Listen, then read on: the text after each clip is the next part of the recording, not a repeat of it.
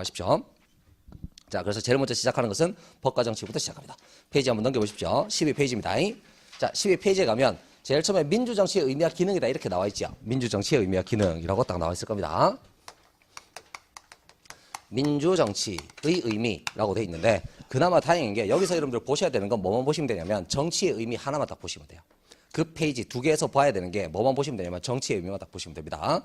나머지 내용들이 그동안 굉장히 중요하다고 이렇게 막 들어와 있었는데 지금 다 빠져나갔거든요. 그래서 이 두 개만 딱 보시면 돼요. 자, 설명을 드리겠습니다. 자, 민주라는 말도 있고요. 그 다음에 정치라는 말도 있는데 정치라는 말에 초점을 좀 맞추겠습니다. 정치라는 말에 초점을 맞출게요. 정치라고 하는 거 딱 들으시면 제일 먼저 뭐가 좀 떠오르세요? 그렇죠. 고등학생들한테 물으면 정치하면 뭐가 제일 먼저 떠오르냐 이렇게 얘기하면 고등학생들이 이구동성으로 얘기합니다. 부정부패라고 이야기합니다. 네, 이거는 어른들이 잘못한 거죠. 우리가 잘못한 거예요. 그런 인상을 주면 안 되는데 그런 인상을 가질 수밖에 없다. 근데 그 친구들이 부정부패라고 답을 하는 그 초점을 좀 보세요. 부정부패는 우리가 흔히 말하는 일반적인 우리 일반 시민에 대한 이야기인가요? 정치를 하고 있는 정치인들에 대한 이야기인가요? 정치인들에 대한 이야기죠. 그러니까 우리가 보통 정치라고 하게 되면 정치는 누가 하는 거? 정치인이 하는 거.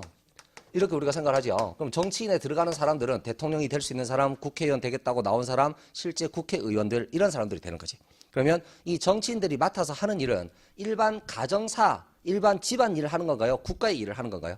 국가의 일이라고 보시면 되는 거죠. 그러니까 정치라고 하는 것은 국가에 관련된 일이야 라고 생각하는 사람들이 있다는 겁니다.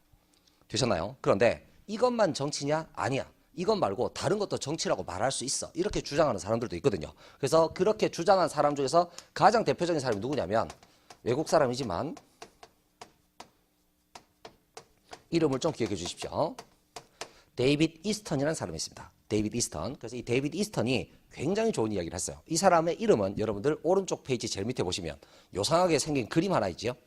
요상하게 생긴 그림. 그 그림 첫 번째 설명을 딱 보시면 이스턴이 설명한이라고 돼 있을 겁니다. 됐죠? 그 사람입니다. 요 양반입니다.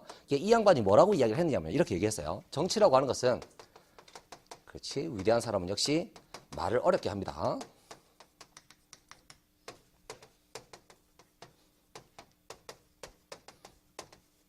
자, 그 두 페이지에 있는 내용들이 다 빠져나가고 이것만 남았어. 그럼 이제는 시험 문제 어디서 나온다고 보시면 돼요? 여기서 나온다고 보셔야 돼요. 자, 이렇게 얘기했습니다. 사회적 희소 가치를 권위적으로 분배하는 과정이 정치다라고 얘기를 했습니다. 그렇죠? 솔직히 나 여기에 나와 있는 말들 다 많이 쓰는 말이야. 손 들어보세요. 아무도 없잖아요. 이게 일상적인 용어가 아닌 거지. 그래서 이걸 일상적인 용어로 여러분들이 좀 생각하기 좋게 바꿔드립니다. 이렇게 생각하세요. 지금 사실은 다 공부하시는데 학원 수업 듣고 또 그 다음 거 또 과정 수업 들으시고 대부분 이제 집에서 공부를 하시죠. 집에서 공부를 하시는데요. 만약에 독서실에서 공부한다고 한번 생각해 보십시오. 독서실, 도서관에서 공부한다. 그럼 독서실에 있는 자리는 좋은 자리도 있고 안 좋은 자리도 있나요? 아니면 자리가 다 똑같은가요? 자, 자리 배정받아서 갔는데 딱 앉았는데 출입문 앞이야. 내 바로 뒤에 사람들 왔다 갔다 계속 왔다 갔다 해요. 공부 잘 되겠습니까? 안 되겠습니까? 안 되겠죠. 그럼 그런 자리는 안 좋은 자리. 그 다음에 우리가 보통 좋은 자리라고 이야기하는 것은 어디 앉아있으면 왔다 갔다 하는 사람들 적고 그 다음에 뭐 조용하고 햇빛도 좀 들고 그래가지고 내가 자고 있어도 남들이 잘 안 보이는 그런 자리. 우리가 보통 좋다고 이야기하지 않습니까? 그런 좋은 자리를 뭐라고 생각하시면 되냐면 사회적 희소가치라고 생각하시면 됩니다. 그러니까 정치라고 하는 것은 그런 좋은 자리, 사람들이 좋아하는 것, 뭐 돈, 명예, 권력 이런 거 생각하시면 되겠죠. 그런 것들을 사회에 있는 사람들이 다 나누어서 가져야 되는데 그걸 어떤 식으로 나누어 가질 것인가에 대한 문제다. 이렇게 생각하시면 되는 거죠. 됐나요? 그럼 볼게요. 독서실 자리는 어떤 식으로 나누어 가지면 사람들이 전부 다 그렇게 해도 되겠네라고 생각을 할까요? 그 생각하시면 됩니다. 그렇죠. 로테이션으로 돌려도 되고 또 다른 방법 없습니까? 추첨하면 안 됩니까? 뽑기 사다리 타도 될 거고 그렇죠? 아니면 한 달 동안 자기 자리를 딱 정해서 앉는데 하루 딱 정해서 그날은 일찍 온 사람들이 자기 좋아하는 자리에 앉기. 그래서 그게 한 달 동안 유지되고 다음 달에 또 바꾸기. 그러면 방법은 여러 개가 있겠지요. 그럼 그 방법은 사람들끼리 이렇게 하는 게 어떨까라고 합의해서 정하면 되지 않습니까? 그렇지요? 그러면 합의를 하면 그 합의한 것은 전부 다 따라야 될까요? 합의해놓고 나는 그렇게 안 할래라고 버티면 될까요? 따르는 게 맞는 거죠. 되셨지요? 그럼 합의를 해가지고 그것을 뭐한다? 스스로 거기에 복종하겠다, 따르겠다라고 쓰게 되면 이게 뭐냐면 권위라고 생각하시면 됩니다. 됐나요? 방법이라고 생각하시면 되겠죠? 그럼 자리 선택, 자리 결정 방법. 그러면 자리가 어떻게 되는 겁니까? 이 자리를 나누는 방법에 따라서 뭐가 되는 거지? 나누어지는 거지. 이게 정치야. 라고 말하는 사람이 누구냐면 데이비드 이스턴이 되는 거죠. 됐죠? 그럼 보세요. 우리 사회는 일반적으로 상류층으로 올라간다, 좋은 자리를 가진다 라고 하는 것은 어디에서부터 갈라집니까? 수능에서부터 갈라지지 않습니까? 다시 말하면 좋은 대학교 가면, 인류 대학 가면 거기서 공부 더 해가지고 좋은 자리 가는 거고, 그게 안 되면 좋은 자리 못 가는 거고. 그렇죠? 그럼 우리는 그걸 합의한 상태에서 일단 받아들이는 거야, 안 받아들이는 거야? 그걸 받아들이지 않는다면 열심히 공부해가지고 좋은 대학 가려고 노력할 필요가 없는 거지. 그렇게 되는 거죠. 그럼 이거는 우리가 지금 뭐 해놓은 거야? 사회적으로 다 합의를 해놓은 상태다. 이렇게 보시면 되는 겁니다. 되셨습니까? 자, 그럼 정리를 할게요. 데이비드 이스턴이 이렇게 이야기를 했으니까, 그러면 데이비드 이스턴의 생각으로 보면 정치라고 하는 것은 국가에만 있는 건가요? 독서실에도 정치가 있는 건가요? 예, 독서실에도 정치가 있는 거죠. 그렇죠? 그러니까 그렇게 하지 않겠습니까? 어떤 사람은 왜 그런 분 있잖아요. 꽝손. 보통 우리가 떵손이라고 얘기하죠. 뽑으면 항상 안 좋은 자리. 제일 먼저 가서 딱 뽑았는데도 나는 항상 출입문 앞자리.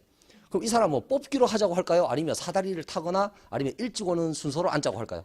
그렇죠. 그러니까 자기가 원하는 방향을 계속 바꾸려고 할 거 아닙니까? 그게 정치가 되는 거예요.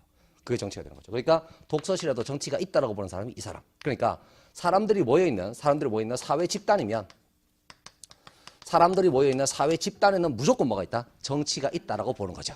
그렇지요. 그러면 이 사람의 생각으로 보면 사회 집단이면 전부 다 뭐가 나타나는 거야? 정치가 나타나는 거죠. 그래서 그걸 뭐라고 부르냐면 집단 현상설이라고 얘기합니다. 집단 현상설. 그 다음에 정치라고 하는 것은 어디에만 나타난다? 국가에만 나타난다. 그럼 이거를 우리가 무슨 현상설이라고 말하면 될까요? 앞에 들어가는 거 두 개 땡땡 찍어보세요. 국가에만 정치라고 하는 현상이 나타난대요. 국가 현상설. 요래 말하면 되지 않겠습니까? 그죠? 그러면 정치를 보는 관점은 크게 집단 현상설과 그 다음에 국가 현상설로 나눌 수 있겠네. 이렇게 보시면 되는 거죠. 근데 생각을 조금 넓히면 집단이라고 하는 것에 모두 포함된다고 집어넣으면 될까요? 예, 국가도 여기에 포함된다고 집어넣으면 되겠죠. 됐나요? 그러면 여기 있는 집단 현상설을 뭐까지 포함을 하는 거예요? 국가 현상설을 포함하는 거죠. 근데 국가 현상설은 국가라고 하는 집단에만 뭐가 나타난다? 정치가 나타난다고 보고 있으니까 국가 현상설은 집단 현상설보다 넓은 개념인가요? 좁은 개념인가요? 좁은 개념이죠. 그렇죠? 국가라고 하는 것도 하나의 집단이니까. 그러면 국가 현상설은 정치를 넓게 보고 있습니까? 좁게 보고 있습니까? 좁게 보고 있죠. 이게 좁은 의미다. 이렇게 보시면 되겠네요. 그럼 이게 좁은 의미니까 요거까지 포함하고 있는 요 집단 현상설은 넓은 의미일까요? 좁은 의미일까요? 얘가 넓은 의미가 되겠죠. 이렇게 될 겁니다.